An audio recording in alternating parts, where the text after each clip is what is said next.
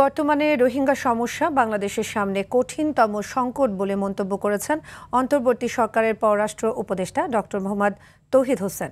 রোহিঙ্গা সমস্যার সম্ভাব্য কোনো সমাধানও এ সরকারের হাতে নেই উল্লেখ করে তিনি বলেন, যতদিন যাচ্ছে সমস্যা ততই দীর্ঘায়িত হচ্ছে।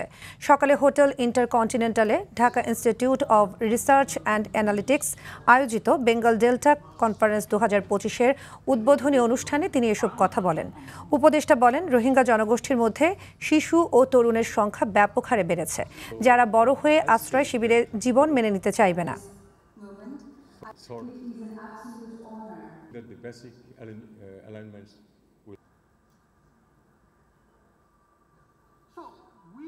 I would mention about the Rohingya crisis because from the Bangladesh perspective, that is the biggest. Rohingya সংকট সমাধানহীন থাকা দেশের জন্য বড় চ্যালেঞ্জ। রোহিঙ্গা সমস্যার সম্ভাব্য কোনো সমাধান আমাদের হাতে নেই। যত দিন যাচ্ছে সমস্যা তত দীর্ঘায়িত হচ্ছে।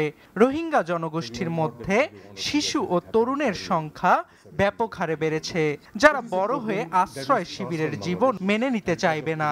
এই নতুন প্রজন্ম বিদ্যমান ব্যবস্থাকে চ্যালেঞ্জ করলে তা শুধু বাংলাদেশ নয়, আঞ্চলিক ও বৈশ্বিক নিরাপত্তার জন্য বড় হুমকি হয়ে দাঁড়াবে। In the next 8 years, if it goes on like this.